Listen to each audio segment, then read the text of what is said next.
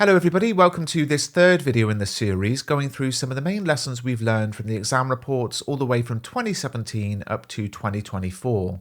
Now the 2017 exam report said, and this is a paraphrase, that top answers followed a clear line of argument, and this is so important for those of you aiming to hit the top grades. Let me give you an example. Imagine a question about the presentation of power in Extract from the Prelude and one other poem, and imagine the idea we come up with for our answer is that nature is powerful. Well, then we'd think about all the other poems that explore the power of nature, and we might consider Storm on the Island, Kamikaze, Exposure, or Tissue. Imagine you choose Exposure as your second poem. Well, there is really just one connection between those two poems. Nature is powerful. And what you're going to end up doing, possibly, is writing a very repetitive answer that looks something like this. Paragraph 1, nature's powerful in Extract, shown through the monosyllabic repetition of a huge peak, black and huge. Paragraph 2, nature's powerful in Exposure, shown through the personification of dawn massing in the east her melancholy army. Paragraph 3, nature's powerful in Extract, shown through the repetition of no at the end. Paragraph 4, nature's powerful in Exposure, shown through the use of para-rhyme. And on it goes. There's only one point being made, that nature is powerful. And if we're aiming for top marks, we want to do more than repeat the same idea time and time again. In fact, the 2018 exam report stated, again, this is a paraphrase, that unless students create a plan for their answer, responses often become repetitive, making the same point time and time again, instead of building a developed line of argument.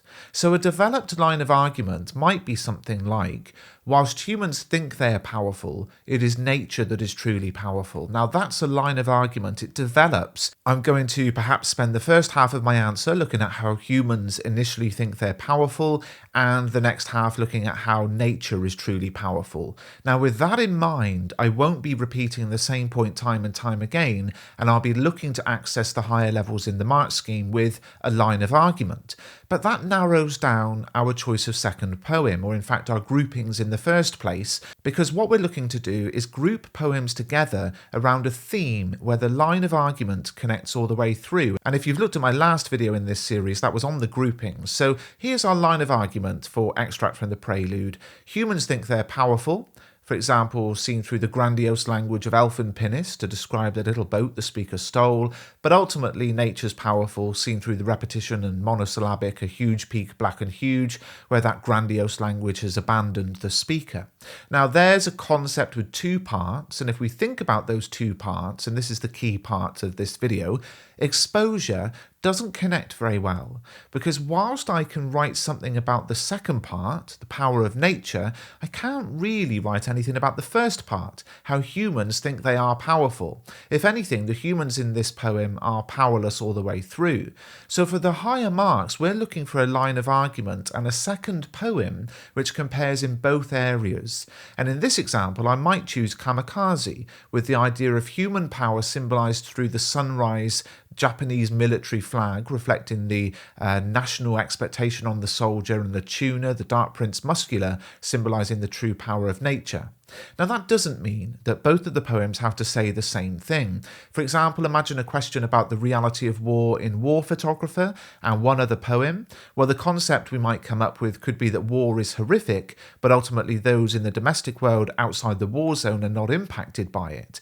And there's a good second poem in the choice of Poppies, where we could look at how war is horrific and those in the domestic world, in this case the mother, are impacted massively by it. So if we are looking for a two-part line of argument, which poems compare well? I'll give you some suggestions, but of course it does depend on the question as well.